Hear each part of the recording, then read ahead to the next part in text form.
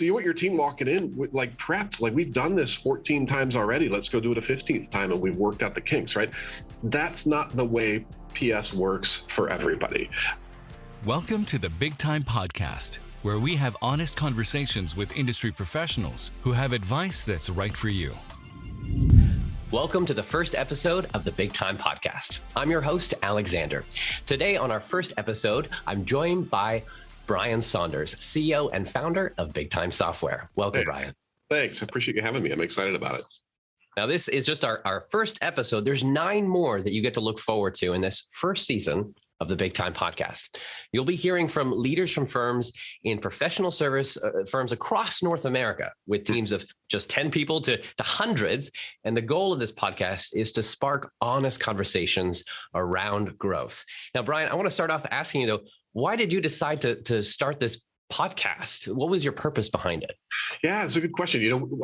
We've been doing this for about 20 years and working with professional services firms across the spectrum, engineers, architects, IT services consultants, people in security, people in all sorts of different walks of life, but all of them with one kind of common thread, which is, they need to bill their time, and the most important asset is the people, and they need to figure out how to get better yield out of the people that they're working with. And so, it's not just how do I make people better consultants, it's also how do I convert that into valuable work for customers. And so, over the course of that 20 years or so, what we see start to emerge are these patterns where successful firms that grow, firms that continue to get bigger and bigger client accounts and kind of move up in their market, they all follow a similar set of patterns. And so we thought, all right, well, let's start to help people understand what those look like. And let's approach everybody where they're at. So if you're 10 users, life is going to be different than if you're 100. And if you're, 100 consultants, life is going to be different than if you're 200, right? And so the more we can kind of dig into where you're at and what the next bend in that growth curve looks like, the more successful you'll be as an organization. And so we thought, all right, well, let's start with a podcast. I've been fascinated with hearing all these insights of these other episodes, which you'll get to hear very soon.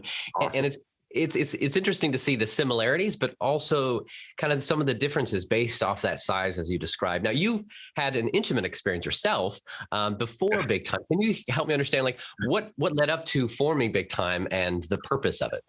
Yeah, that's a great question. So origin story. I grew up in the 90s doing product consulting before that was a thing, right? So we would have we would come into a software company at the time, or even a Fortune 500 company who wants to produce software, and they would have a market, and we would try to figure out how to get the software to fit and appeal to that market. Or late 90s, we would come in, boards would bring us in for startups, and they'd say, hey, look, we got a product, we thought it was this market, it doesn't fit. What do we need to shift in either one in order to get the two to work together? That's a thumbnail sketch of what we did at Da Vinci back in the 90s. And the interesting piece of that puzzle is ignoring the work we did. The most interesting part of the experience for me was watching the firm grow. We started with 4 or 5 people, and we grew it to 10 and 20 and 50. And I think we exited at 80 or 90 consultants and into an organization that has several hundred. And, each of those steps along the way, all of the patterns we learned about how to grow that type of firm, we learned in the rearview mirror.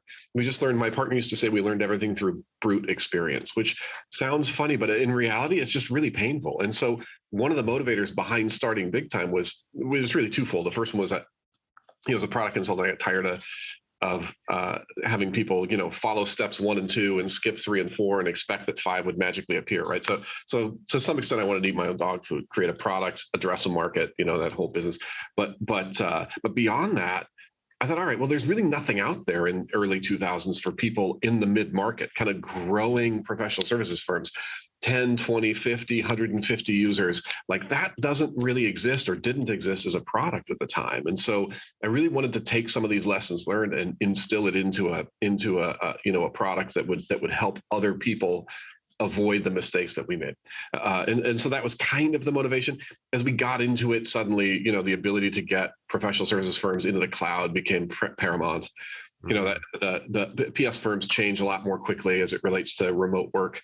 And everything we deliver is in a PDF or knowledge. We don't pallet anything. We have warehouses somewhere with all our stuff. Like it's basically knowledge that we're imparting and nothing else. And so it lends itself well to this kind of cloud-based infrastructure where you can keep track of all your client data and all your interactions. And then more importantly, you can flip the lens and see how your individual consultants are doing and how to help them excel as well.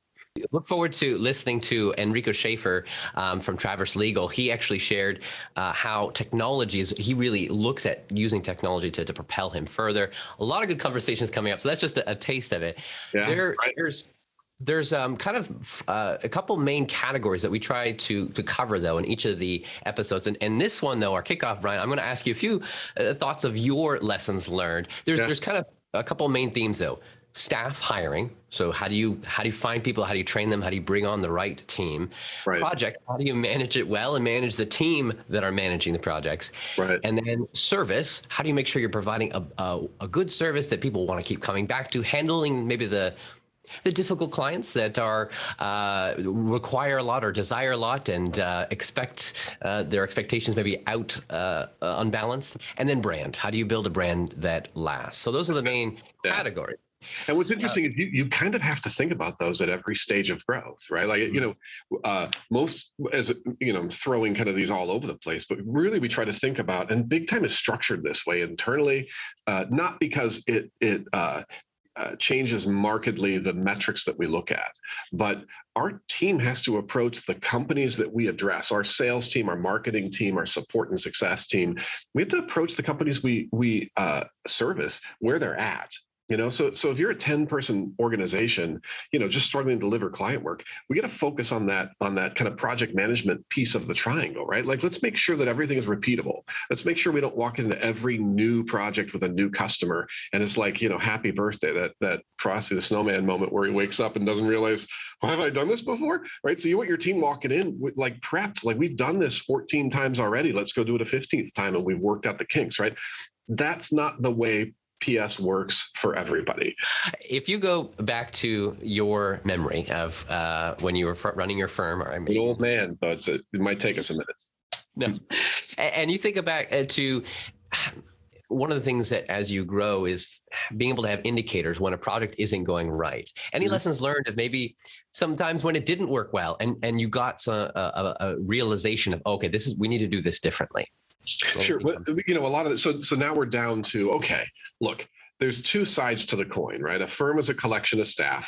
It's a collection of human beings who produce project work. And I will say, 20 years from now, when you look back at your successful consulting career and you've built a huge organization, you will likely not remember a lot of the gigs. You won't remember the clients. You won't remember the stuff you produced. You'll remember the people that you raised up in your firm and the people who helped you be more successful, right? You're going to remember those relationships. So that side of the coin is super important. But the side you're talking about is the one that produces money for us, right? Like, in order to collect from a customer, I need to deliver on time and on budget, right? That's what I'm trying to get to.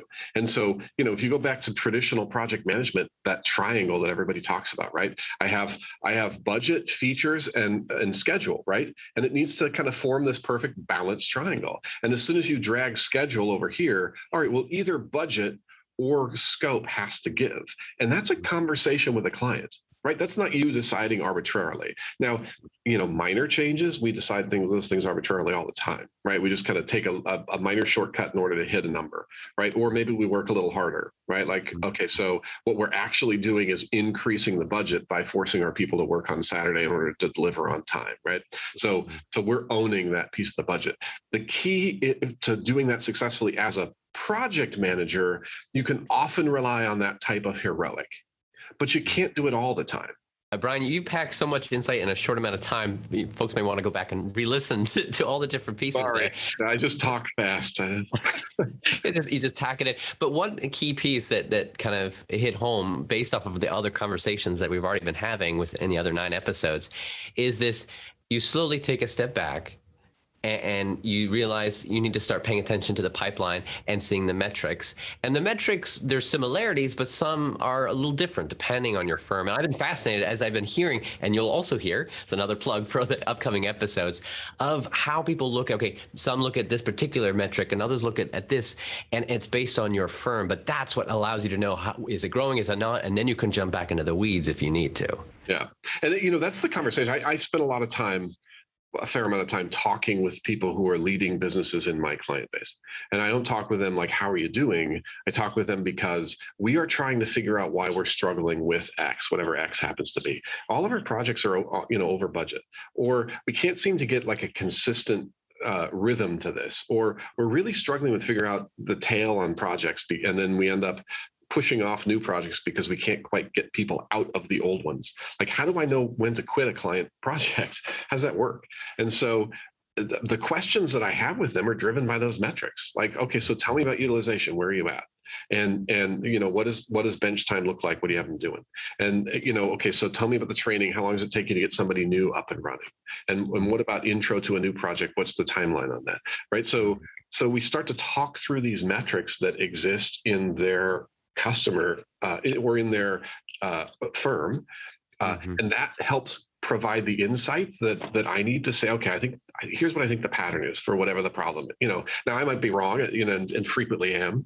It's the curse of being old, but at least we point them in the right direction, right? Like where to look. And if I don't know the metrics, great. Well, okay, let's go measure that then. Like pick the projects, let's figure it out. Let's figure out how much you're actually investing. Like what does that actually look like? Because maybe that's a normal tail. Maybe you should plan on 5% because that's not a big deal. And by the way, if you plan on 5%, the dirty little secret, or maybe the piece of gold that's somewhere in your interviews, is when you get to about 50, 60 consultants, close to 60 or 70% of your new business comes from existing clients, repeat business, right? And so if that's the case, then how are you mining for that new business while you're completing the existing project? What does that look like, right? How do you lead that client quickly to value so that they kick off the next project before you even finish this last one?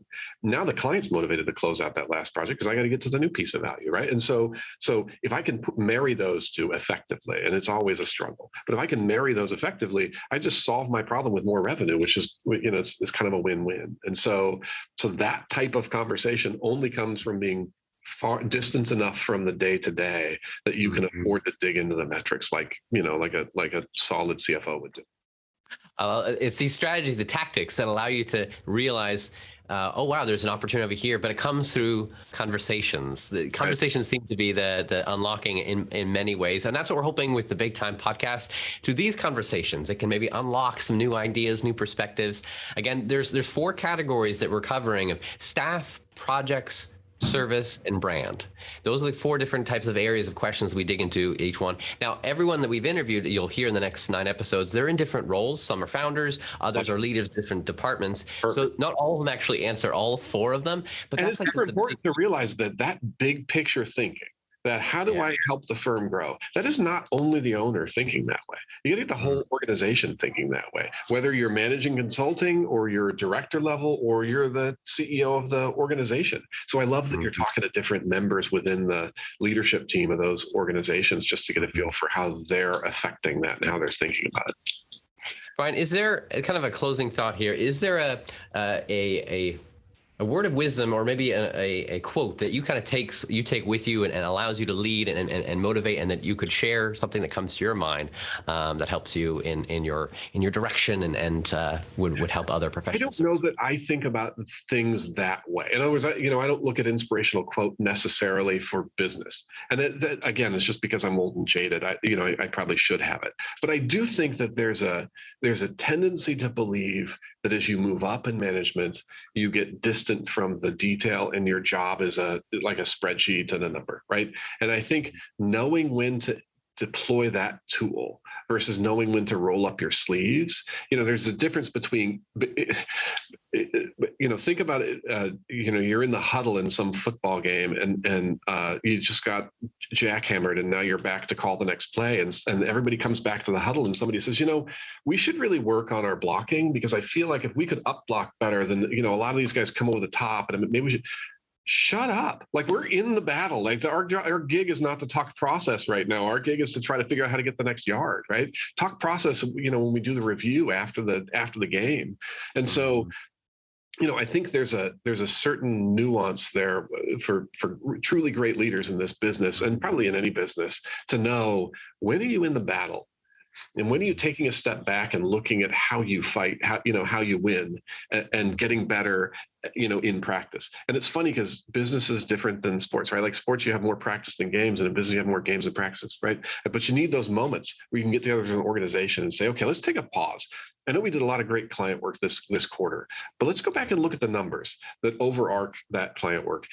And let's see if the numbers tell us anything about how we might be able to get better. Maybe it's training, maybe it's project management, maybe it's communicating the budget to the line staff better, right? Like, it's somewhere in there is a little gold nugget in your data that tells you what's the key to the next yard. And that next yard is the key to, eventually winning the game, right? It's just one at a time. Brian, thank you for sharing your vision, both for this podcast, for your company and firm, and some of the insights that you've had over these years. My pleasure. I'm excited to get into it and listen to what everybody has to say. So for those that are ready, make sure you hit subscribe so you're ready to listen for all these upcoming episodes. And we'll see you on the next episode of the BigTime Podcast. For more info, go to podcasts.bigtime.net and be sure to subscribe to the BigTime Podcast to get notified when our next episode goes live.